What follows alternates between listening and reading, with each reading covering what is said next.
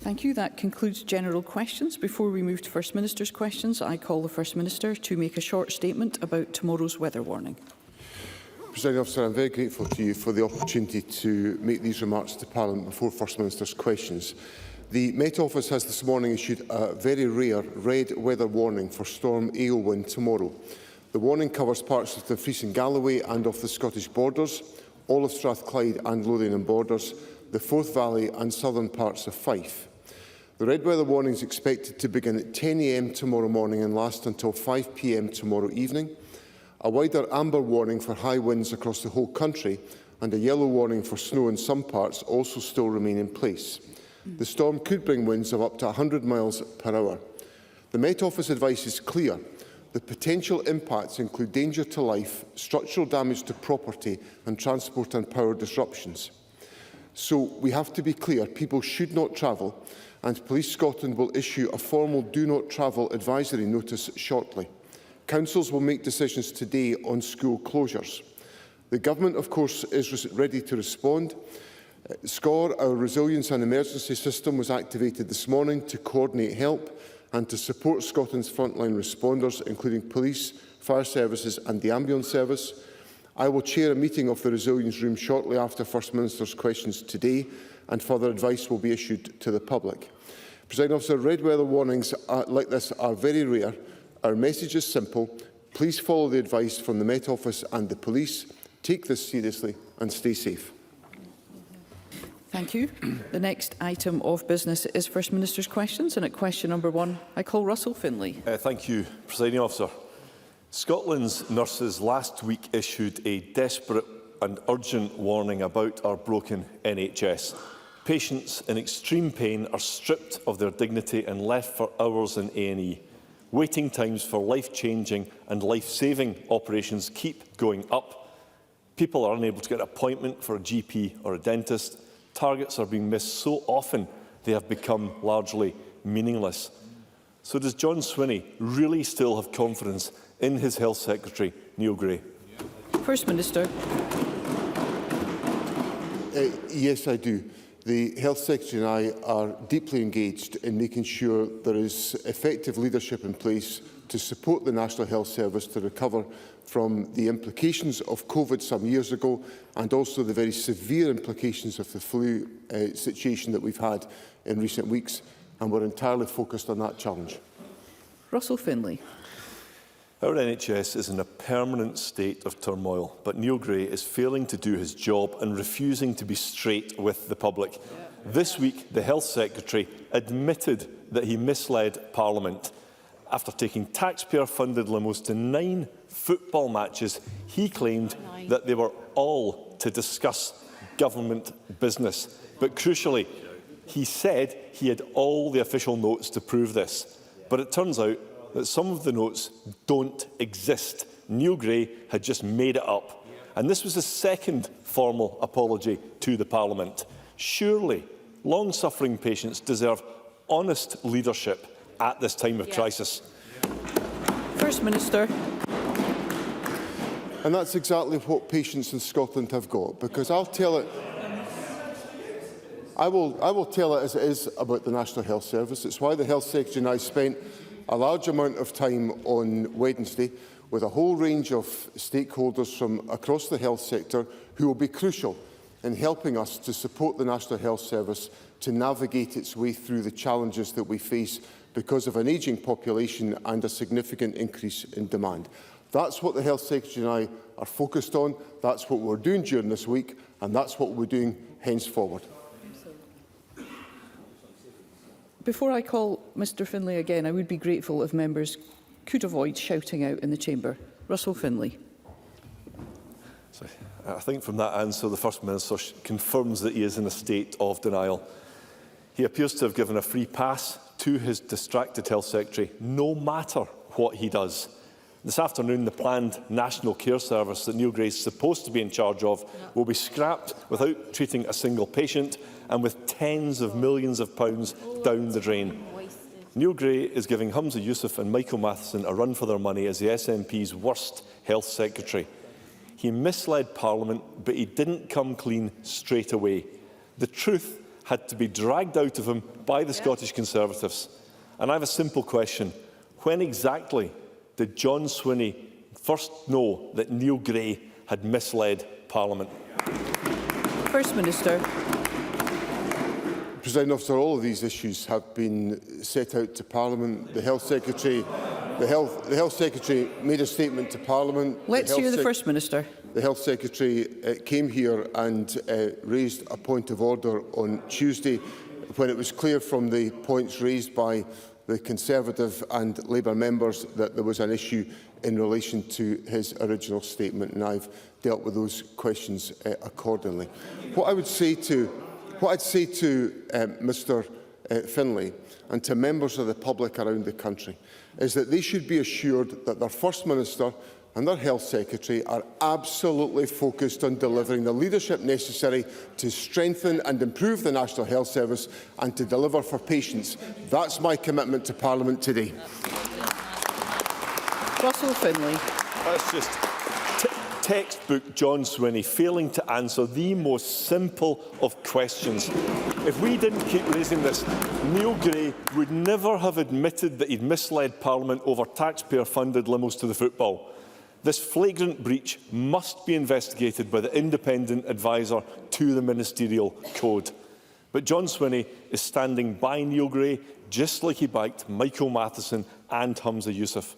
Patients will continue to be let down by another dishonest and disgraced and distracted Health Secretary who is failing to bring down waiting lists.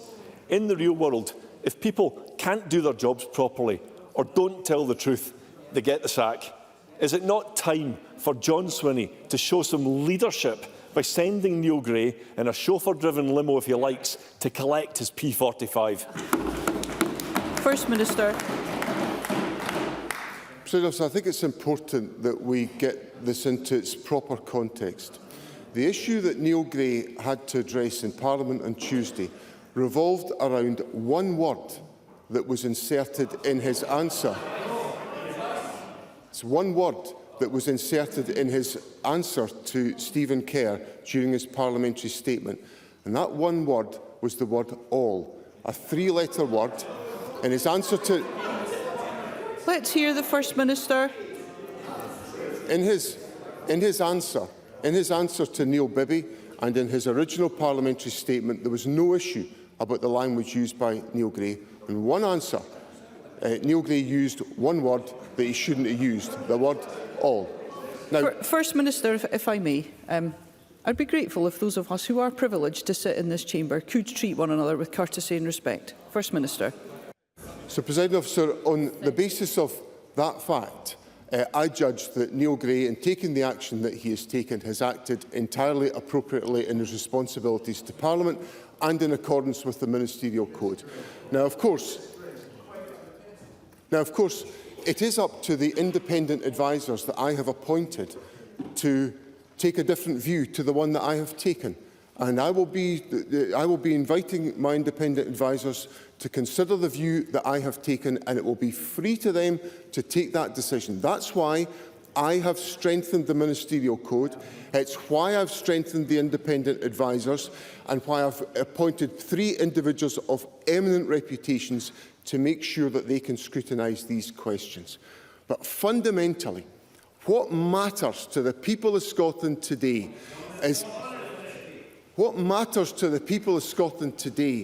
is that they have got a government that's focused on the concerns of the people, about making sure we strengthen the National Health Service. We will hear the First Minister. That we bring down waiting times.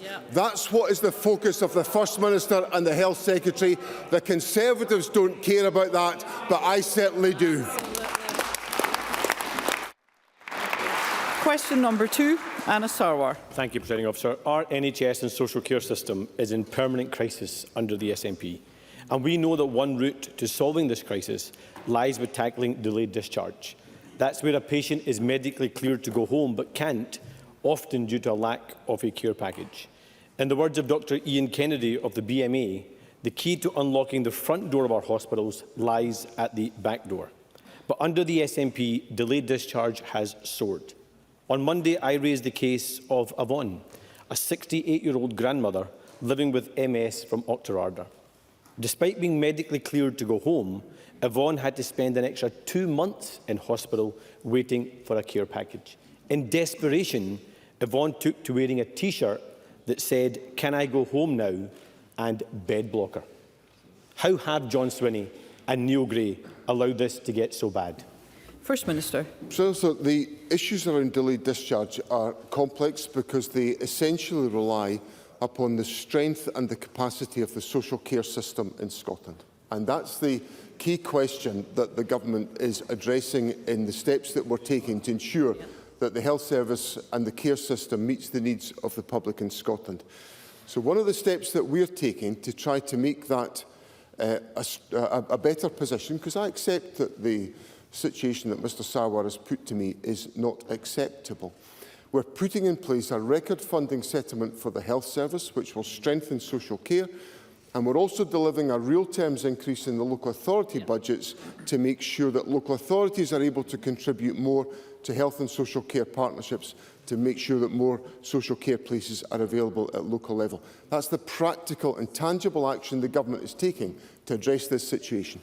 Anna Sarwar. The fact is, it's getting worse, not better under this Government. And in 2015, the SNP pledged to end delayed discharge. But much like their pledges on waiting times, A&E performance and social care, things have got worse, not better. On any given day, around 2,000 Scots are stuck in hospital despite being cleared to leave. And over the last decade, we've had 5 health secretaries, and the cost of their collective failure to deal with this has risen to over £1.5 billion. But the biggest price has been paid by countless Scots who've been failed as the situation has deteriorated. But, Presiding Officer, apparently not to worry. We're now told the self-described full-on John is rolling up his sleeves and taking personal charge of the crisis his party's created in our NHS. So given he rolled up his sleeves and wrecked our education system, and he rolled up his sleeves and wrecked the public finances, is it any wonder Scots fear for the future of our NHS under the SNP? If I may just remind all members that we do not use nicknames in the chamber. First Minister. There'll be no worry on that front from me, Presiding Officer. I'm really touched that Mr Sarwar's taking such a close interest in all my press interviews. That suggests he's a bit touchy about things these days. That suggests that maybe he's a little bit worried about his position, that he's not quite as confident that he was heading in the direction of Butte House. Well, if he's that worried, that tells us we're on the right course in what we are doing.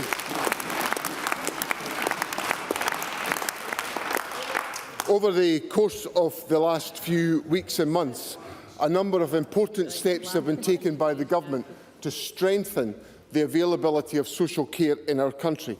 The expansion of frailty units associated with A&E departments, the expansion of the hospital at home system, which is designed to care for individuals in their own homes and provide them with the clinical care to avoid them being in hospital, the support that's been put in place in relation to the strengthening of GP practices, which of course is not helped by the employer's national insurance contribution changes of the United Kingdom Government.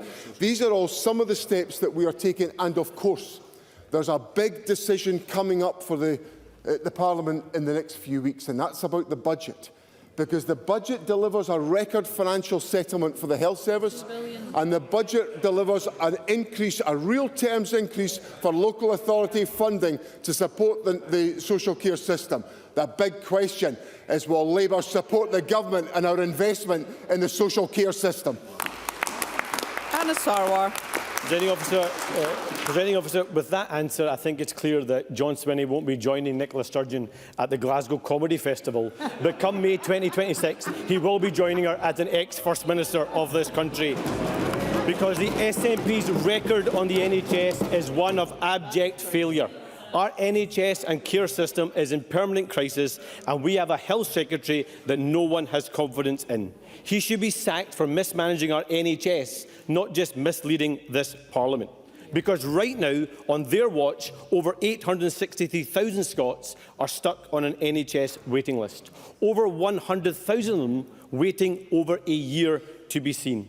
And right now, 2,000 Scots are stuck in hospital, medically cleared to leave, but unable to go home. So no matter who they choose as the latest Health Secretary, the SNP can't deliver the new direction our country needs. But instead, today, John Swinney will gut his National Care Service bill with years wasted, millions lost, and not a single hour extra of care delivered. Isn't just this the latest example that no good idea survives SNP incompetence? First Minister. Yesterday, I convened with the Health Service a discussion of stakeholders in the Health Service discussing all of the challenges that we face. And I'm completely open about the fact that we face challenges in the Health Service in Scotland today, and that's why I convened the session yesterday. It's why I'm setting out the steps that we're taking to ensure that we have an immediate focus on ensuring the resources are in place to drive down waiting times and to ensure that we tackle delayed discharge. That's what we are doing. But one of the participants in the discussion yesterday raised with me the damage and difficulty that's going to be faced by general practice because of the imposition of an increase in employers' national insurance contributions. Now, isn't it interesting? Isn't it interesting? Let's hear the First Minister. Isn't it interesting that the Labour Party and the Labour leader is rather silent on the question of employers' national insurance contributions, because that is a classic example of the Westminster Government acting in a fashion that is going to damage the delivery of health and social care in Scotland. And there's no amount of shouting at me by Labour members will detract me from pointing out to the public the damage that will be done because of that increase. And of course, what do we find out? We find out that Anas Sarwar is completely and utterly hopeless and powerless in the face of a UK government that's taking a decision that will damage our health and social care system in Scotland. So what the people of Scotland know is that this government will protect the interests of Scotland when Anas Sarwar sells them out. Question number 3, Lorna Slater. Buses are too expensive in Scotland. We see fare hikes every year, with passengers across the country having to fork out even more cash to get on board. The Scottish Greens have called for a £2 cap on bus fares as part of this year's budget negotiations. For example, folks living in the First Minister's constituency are paying an extortionate £5.10 to travel from Blairgowrie to Perth. A £2 cap on bus fares would save a commuter on this journey £31 a week, or £124 a month. Does the First Minister agree with me that we should be capping fares and making buses cheaper in Scotland? First Minister.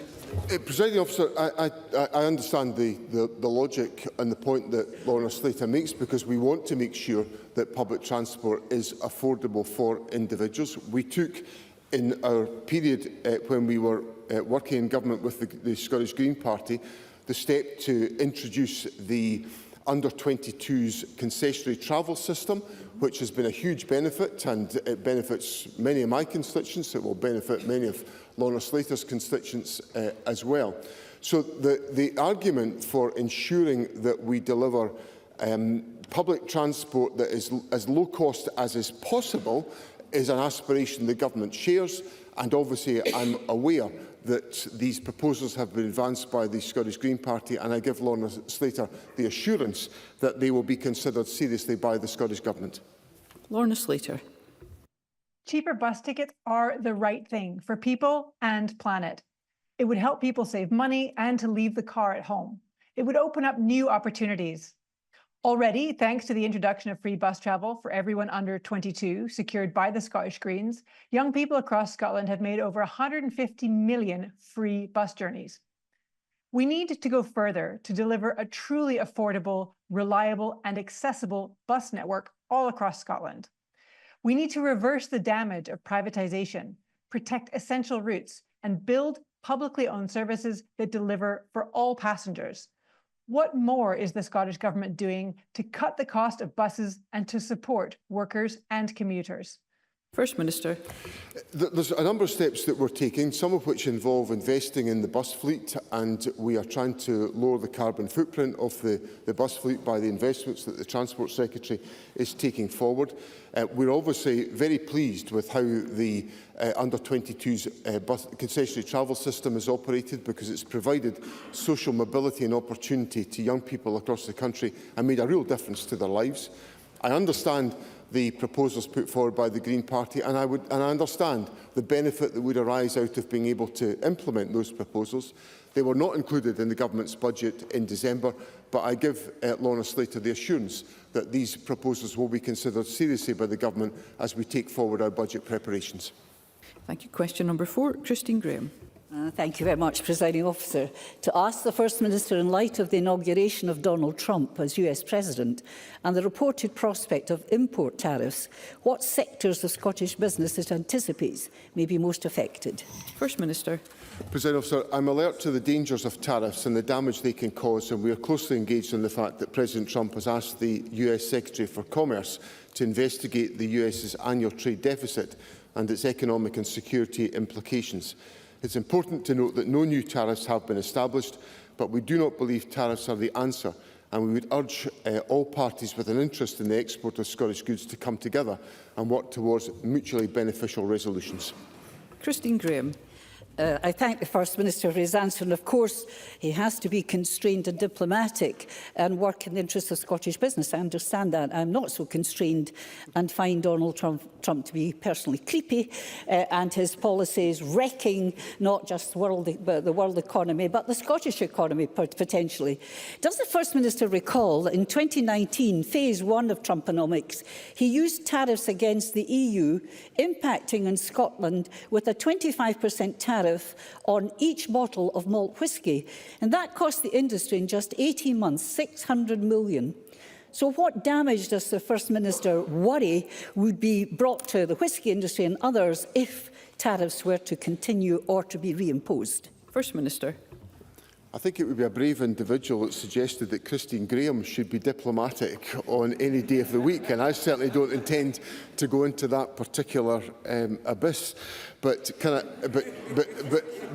Christine Graham raises a very important issue. If there were to be tariffs of the type that Christine Graham set out, they would be very damaging to key sectors of the Scottish economy, not least of which would be, and probably the strongest example, would be the Scotch whisky industry. That's why, although I understand entirely the fact that people will have very strong views about President Trump, as First Minister of Scotland, it is my duty to ensure that I take every step that I possibly can do to protect the economic and national interest of Scotland, which is why, should the situation arise, I will engage emphatically to protect the interests of Scotland and to engage with the President of the United States if that is necessary to do so. Now, I hope we don't end up in that situation, because Scotland and the United States enjoy and experience a very strong and long-lasting relationship, and I want that to continue and thrive in the years to come. Murdo Fraser. Thank you, Presiding Officer. Can I remind the Chamber of my register of interest in relation to my connection to the Scotch Whisky Association? As Christine Graham fairly said, during the first Donald Trump presidency, tariffs on Scotch whisky were calculated to cost the industry £600 million, and we cannot run any risk of repeating that damage.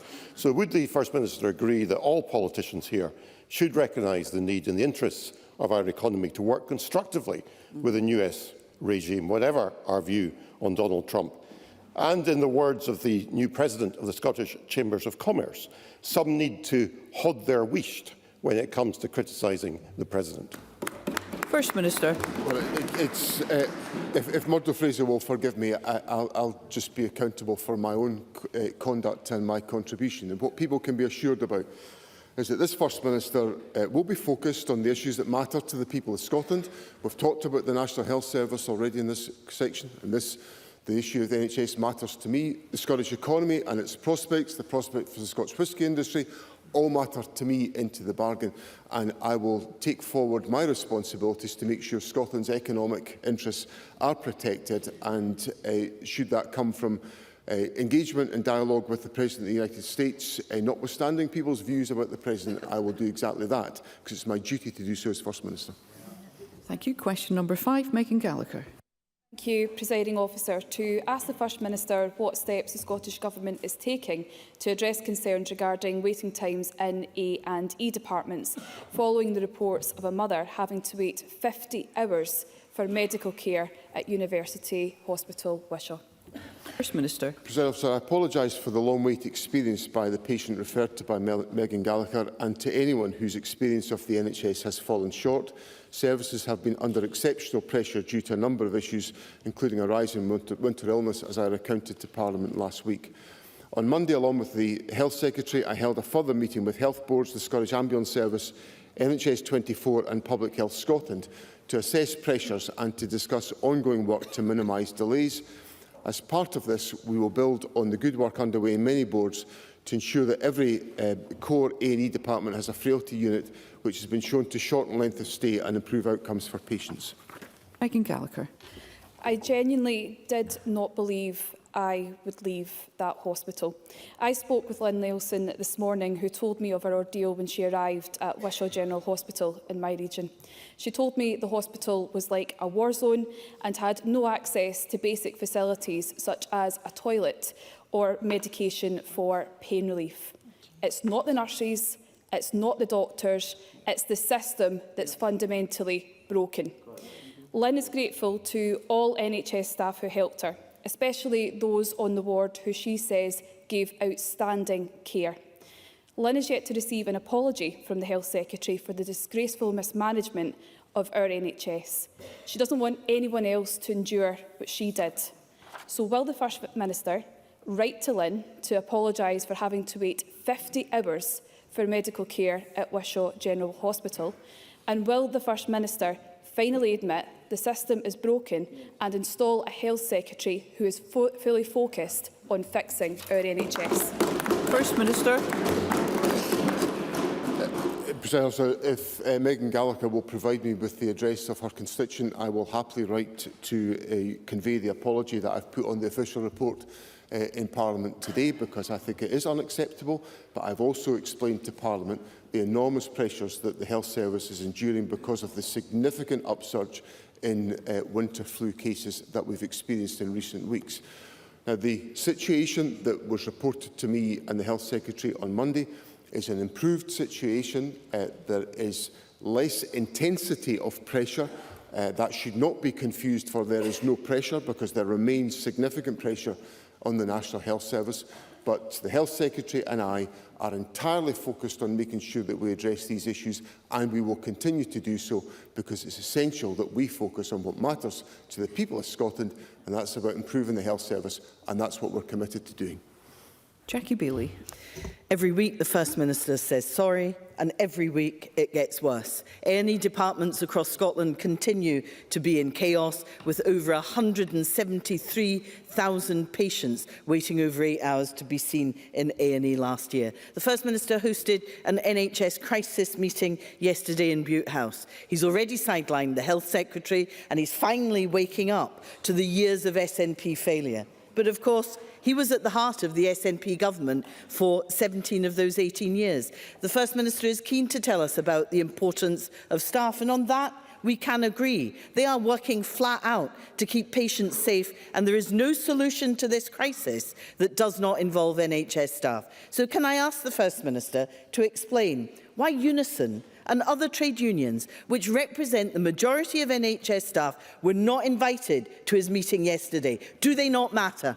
First Minister. So Jackie Bailey just said that every week it gets worse. That is not true.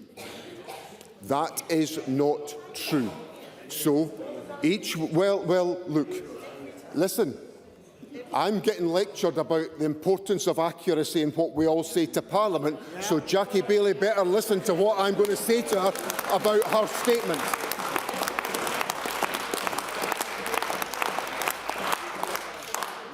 Since the week ending the 22nd of December, although Let's hear the First Minister. Although Although the performance of A&E units are not where we want them to be, the performance on the 4-hour target in each of the weeks since the week ending the 22nd of December has risen week on week as a result of the hard work of the staff in the health service, and Jackie Baillie should stop running down the staff of the National Health Service.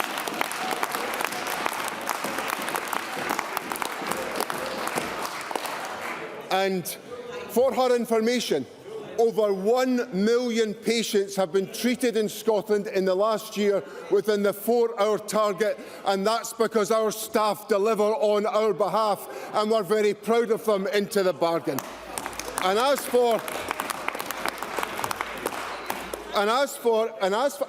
think Let's hear the First Minister. I think I've really touched. I was calling upon members to ensure that we can hear the First Minister, or indeed whoever has been called to speak at that point. I don't think Jackie Baillie wants to hear the fact that she's giving factual inaccuracies to Parliament today. I don't think she's interested in hearing that. So First Minister, can we please conduct ourselves in an orderly manner? First Minister. I'm going to explain to Parliament the fact that Parliament's getting incorrect information shared with it by Jackie Baillie, and if Jackie Baillie, First Minister, this is wholly unacceptable. If there are members who wish to come to the chamber and shout, then perhaps they should think about whether or not this is really where they wish to be. We have a great...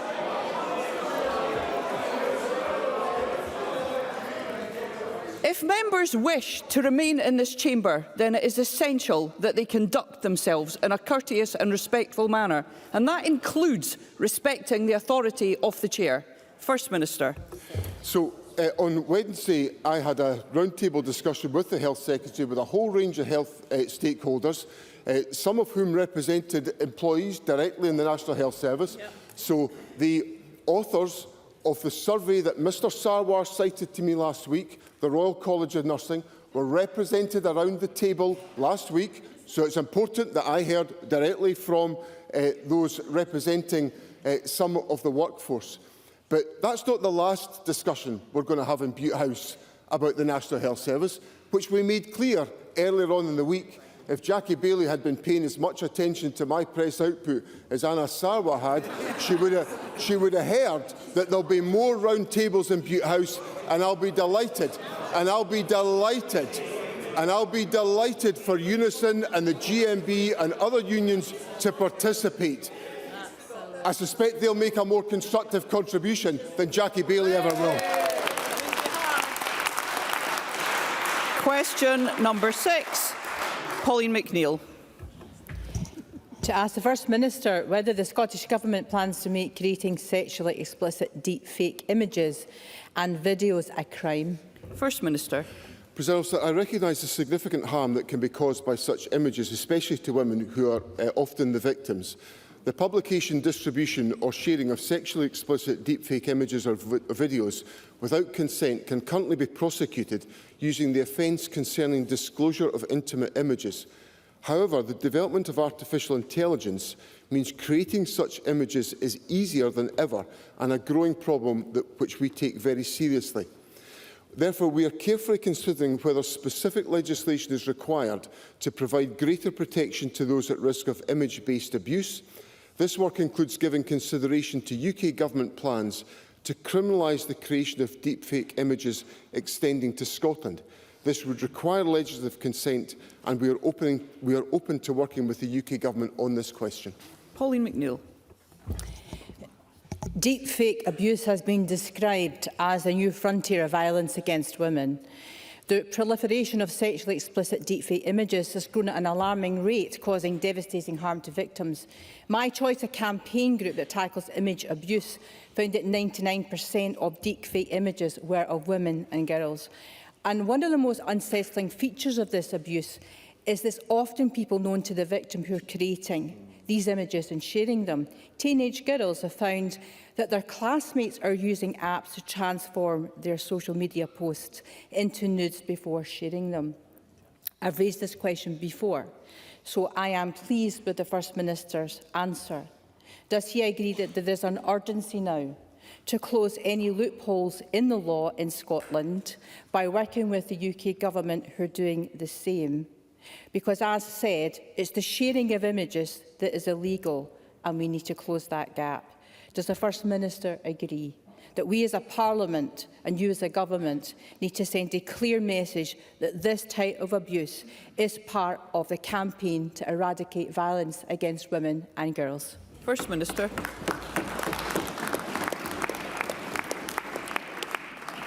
Yes, I agree with that point from Polly McNeill. And I think Polly McNeill makes a really important point about the pace at which this threat has arisen. Because the answer I gave of substance was based on the fact that this Parliament in 2016 passed the Abusive Behaviour and Sexual Harm Scotland Act, which provides for the action that I set out in my answer.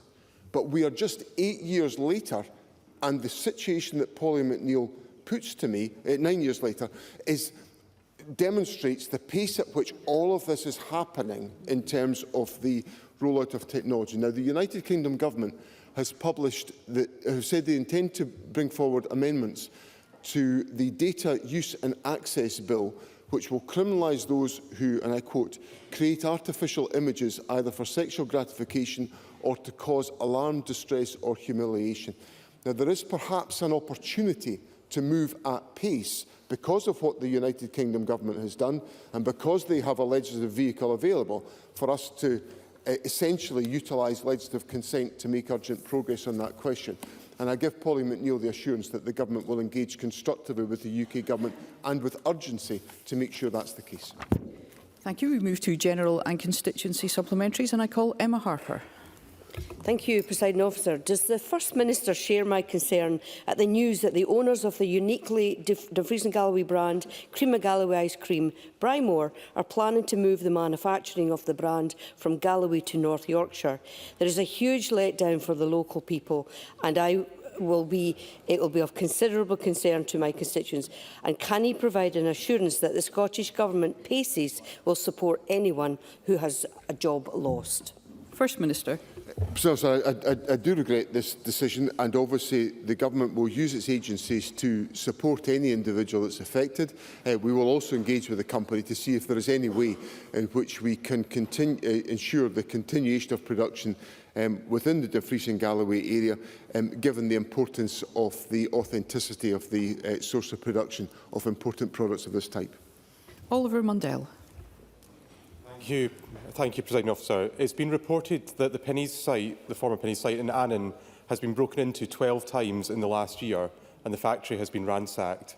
Now coming up for 7 years since its closure was announced, there is no sign of life at the site, let alone the 120 jobs promised by the Scottish Government at the time, when Scottish Enterprise sourced a buyer for the site and pledged to invest almost £2 million of taxpayers' money. Recent events have left my constituents wondering what has gone so badly wrong. So will the First Minister commit to an investigation of the deal with Bagat Holdings Limited, and will he publish a timeline of the Scottish Government and its agencies' involvement at the site since 2018? First Minister. I'm happy to provide Mr Mundell with a substantive response to the points that he's raised today. Our enterprise agencies do a very good job in securing investment and working with companies to create employment. They've got a formidable track record of success. There will be ventures that don't come to fruition. I think all of us who've got any understanding of the economy understand that there's risk. There's some ventures succeed, some ventures don't succeed. But what I'm assured about and very confident about is that our enterprise agencies do a fantastic job in attracting investment to our country, and we should all applaud the work that they undertake. Claire Haughey. Thank you, Presiding Officer. In the UK, around 3,200 women are diagnosed with cervical cancer each year, with over 800 losing their lives. This week marks Cervical Cancer Prevention Week, a week-long campaign that raises awareness about cervical cancer screening and prevention. encouraging uptake of both. Can the First Minister provide an update regarding the success of the HPV vaccine programme in reducing cervical cancer rates in Scotland? First Minister. The HPV vaccination programme has achieved great success in Scotland. Since the programme started offering immunisation to girls at the age of 12 to 13 in schools, research has shown that no cervical cancer cases have been detected in women who have been fully vaccinated as part of this programme. It is a quite remarkable achievement by the programme. The Scottish Government is working with Public Health Scotland and the Cervical Cancer Elimination Expert Group to ensure that our efforts to eliminate the diseases caused by HPV are available to all and effective for all, with the aim of eliminating cervical cancer.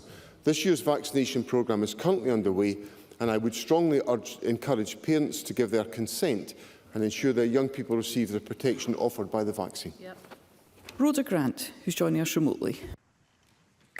The First Minister will be aware of the eye-watering increases in haulage costs to businesses used for perishable food.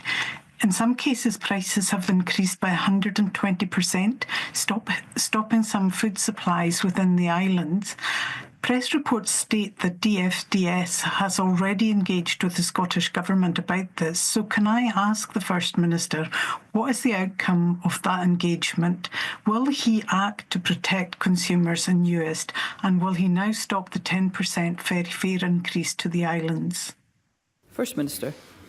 The Government has had engagement with DFDS on this question. I will ensure that an update is provided to Rhoda Grant on this point to ensure that the concerns that have been raised can properly be addressed. Obviously, this is a decision for DFDS. The Government's got to operate a sustainable ferry network, and the price increases that have been put forward are essential to ensure the sustainability of the ferry network, and which is so critical to the delivery of goods, services and accessing of islands for individuals.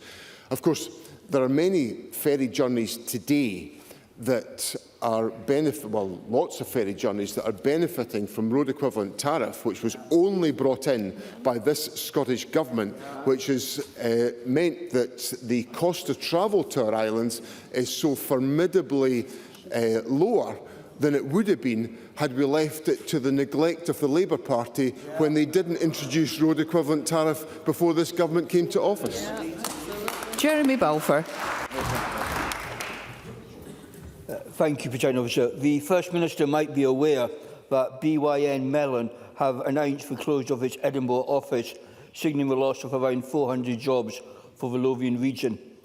Has the First Minister had any contact with the bank, and does it believe that the reason these jobs are going south is due to the policies that his government are pursuing? First Minister. This is a very significant issue, and I think the point that I would make, and it's contrary to what Mr Balfour has put on the record, because I think Mr Balfour said it was the closure of the BNY Mellon site. I think I heard him correctly. If that is what he said, that is not what BNY Mellon have said this morning. They have said the company have said we are currently evaluating the scale of our operations at our Capital House site in Edinburgh. Now, it's really important that members of Parliament do not cause unnecessary alarm with members of the public who are employed by companies. Now, if I've misheard Mr Balfour, I'll apologise, but I don't think I did. We engage constructively with BNY Mellon. They're a great investor in Scotland. They are one of a huge number of financial services companies that are employing thousands and thousands of people in Scotland. Yesterday, the Deputy First Minister and I and a number of ministers were with JP Morgan Chase in Glasgow in the new headquarters that they have opened up, employing over 2,500 staff in a state-of-the-art, magnificent campus in the centre of Glasgow. I think we should have a lot of pride in the strength of the financial services sector, and the Scottish Government will always engage constructively with any company that's looking at the footprint of its operations in Scotland. Audrey Nicholl. Presiding Officer, as we progress with our journey to net zero, it's absolutely vital that we recognise and retain the considerable skills of oil and gas workers who will continue to play an incredibly important part in taking forward the green jobs of the future. So can I ask the First Minister, how the Energy Skills Passport pilot scheme launched this week will support workers to identify routes to careers in renewables and clean energy? First Minister. So this is one of the measures that we're bringing forward as part of our programme. We've provided £3.7 million of funding to support the industry in developing an energy skills passport. It will help that transition that Audrey Nicholl has referred to, because it's so important that the skills that we have available to us in Scotland in the oil and gas sector are able to be utilised in all aspects of economic activity in Scotland, and I'm very optimistic that will be the case within renewables as well. Thank you. I call Michael Mara. Thank you, Presiding Officer. I refer the Chamber to my register of interests as a member of the GMB Union. In October of last year, I raised with the First Minister the case of NHS Tayside district nurses who have been waiting 6 years for their job grading to be honoured. Shona Middleton and Cathy Fugaccia toiled through the pandemic and served the public of Tayside day in, day out. Today, they are with us in the public gallery. Shona has said this: "We are nurses, not political campaigners, and we'd much rather not have to go to Holyrood, but we refuse to give up. It's not just about us, it's about all NHS Scotland staff being treated with fairness and respect. Managers should not be allowed to choose which of their promises to keep and which to break. Surely the First Minister can tell them today that 6 years of delays and excuses are entirely unacceptable, and the NHS Tayside should finally get their act together." First Minister. Obviously, I want these issues to be resolved, and health boards have got a responsibility to exercise their functions properly in that respect. I will seek an update from NHS Tayside on that question and share it with Mr Mara. I think in my last exchange with Mr Mara, I think I did make the point that as this case may well reach an employment tribunal, I have to be careful about what I say in that respect. But with that caveat, I'll try to give Mr Mara as comprehensive a reply as I can on the current situation in relation to this case. Tim Eagle. Thank you, Presiding Officer. And can I just remind members of my register of interest as a farmer? The First Minister might have heard this week that a very unhelpful change by the UK Animal and Health Plant Agency meant that livestock would need to be accompanied by someone that could euthanise them on ferries. Now, I've literally just heard in the last couple of minutes from the Crofting Federation and NFUS that they have rolled back on that. That means that hopefully that won't need to go ahead. But could the First Minister just let me know if the government has had any contact with APHA? Will they get in contact with them if they haven't, to make sure that we don't put this in place? And will they make sure that the CalMac now talk to our island agricultural community to make sure that they know this isn't going ahead? First Minister. I think the issue will not be with CalMac, because CalMac will have to follow the regulatory regime put in place by the animal health regulators. But I certainly, if that situation has transpired, then I welcome it.